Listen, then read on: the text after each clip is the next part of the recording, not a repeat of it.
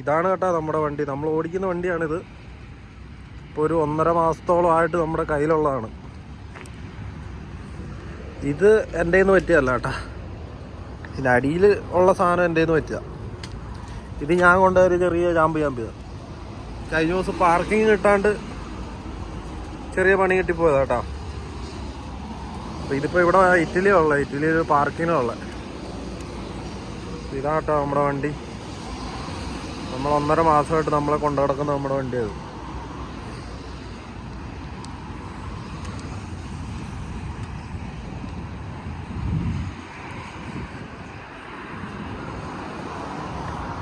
ഇത് law cabin വണ്ടിയാണ്. ഇതാ ടാങ്ക് വരുന്നത് ഇതിൻ്റെ.